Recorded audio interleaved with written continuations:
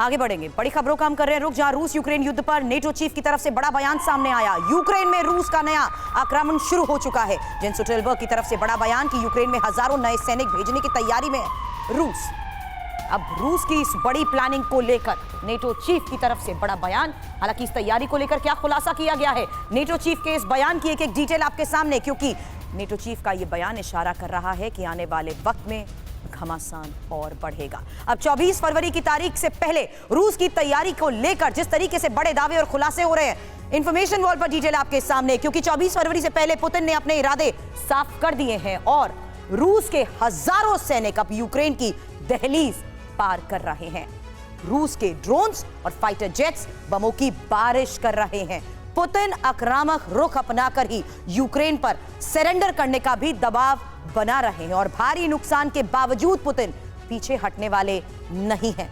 NATO freedom app से सीखकर क्या आपने देसी मुर्गी का पालन शुरू किया है? अगर ऐसा है तो आप अपनी देसी मुर्गियों को 1 करोड़ फ्रीडम ऐप के जो ग्राहक हैं उन्हें बिना किसी खर्चे के आप उसे बेच सकते हैं। चीफ ने पश्चिमी देशों से ज्यादा मदद की अपील की है और ये मदद ऐसे वक्त में की जा रही है जहां पुतिन की 24 फरवरी की प्लानिंग को लेकर बड़े खुलासे हो रहे हैं। अगली खास रिपोर्ट भी, जहां पुतिन की ऑपरेशन 24 फरवरी ऑन हो चुका है। पूर्वी यूक्रेन पर कब्जे के लिए मॉस्को ने अब तक की सबसे बड़ी बटालियन भेज दी है और रूसी सेना लगातार आगे बढ़ रही है। दूसरी तरफ सोलेडर के बाद अब बखमुट भी लगभग रूस के कब्जे में ही है और रूसी आक्रामकता को देखते हुए यूक्रेन ने भी बारूदी वार्निंग दे दी है। ऐसे में 24 फरवरी को महाविध्वंस की आशंका कैसे बढ़ गई है, खास रिपोर्ट आपके साथ।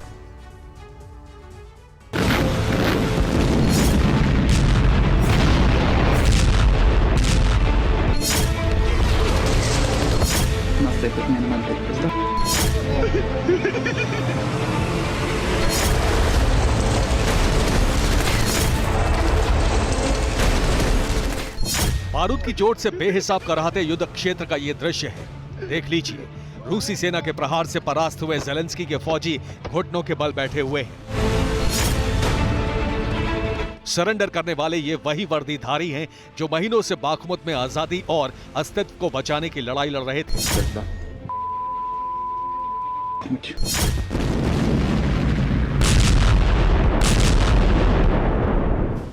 कुछ रूसी आर्मी के गन पॉइंट पर हैं, तो कुछ यूक्रेनियन सैनिक जान बचाकर भाग रहे हैं शत्रु सेना के डर से।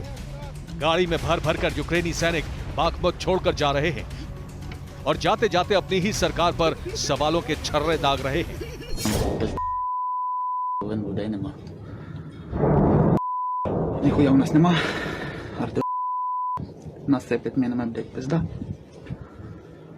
यूक्रेनी फौज के भागने के लिए जो आखिरी रास्ता JCPR में बचा था, वहां भी पुतिन के बंदूकधारी बारूद बरसा रहे हैं।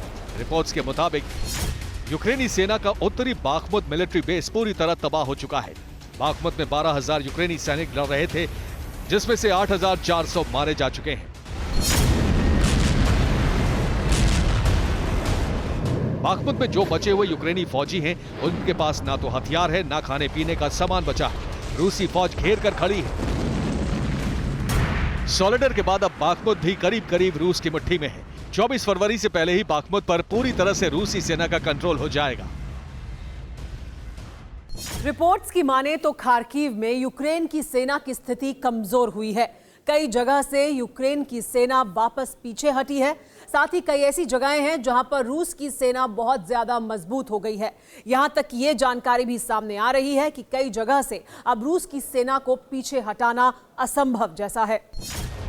रिपोर्ट्स में दावा किया जा रहा है कि पहली बार रूस ने एक साथ सबसे बड़ी बटालियन यूक्रेन भेजी है। रिपोर्ट्स की माने तो 45 से 60,000 रूसी सैनिकों ने एक साथ धावा बोला है। इसमें आर्मी, नेवी और एयरफोर्स तीनों विंग के सैनिक हैं।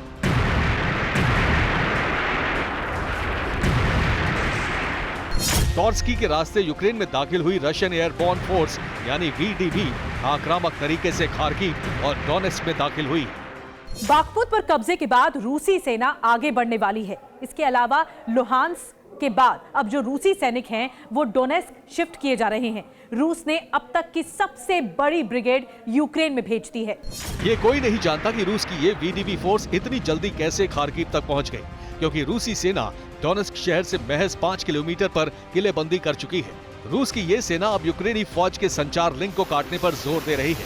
दावा किया जा रहा है कि 24 फरवरी तक रूसी सेना डोनेट्स्क पर कब्जा कर लेगी। ऐसे में सवाल उठ रहे हैं कि क्या 24 फरवरी को पूर्वी यूक्रेन का बड़ा हिस्सा रूस के कब्जे में होगा? क्या अगले हफ्ते फिर से यूक्रेन में अग्नि बाणों की बेहिसाब बौछार होने वाली है? क्या रूस को जवाब देने के लिए यूक्रेन भी तैयार है? क्योंकि यूक्रेनी विदेश मंत्री कोलेबा ने भी बड़ी धमकी दी है। यूक्रेनी मंत्री ने कहा है कि इस रोज कुछ ऐसा होगा जिसे रूस याद रखेगा। यूक्रेन के विदेश मंत्री कुलेबा ने कहा है कि बस कुछ दिन बाकी हैं, फिर वो तारीख आएगी जब रूस और यूक्रेन की इस वॉर का 1 साल पूरा हो जाएगा। वो विध्वंसक दिन है 24 फरवरी। 24 फरवरी को लेकर दोनों ही खेमे एक दूसरे को धमका रहे हैं। दोनों तरफ से आक्रामकता चरम पर है, लेकिन जिस तरह से रूसी सेना बढ़ती जा रही है उससे ये संकेत साफ मिल रहा है कि 24 फरवरी को वो होगा जो भयावह होगा। Bureau report, TV9 Bharatvarsh.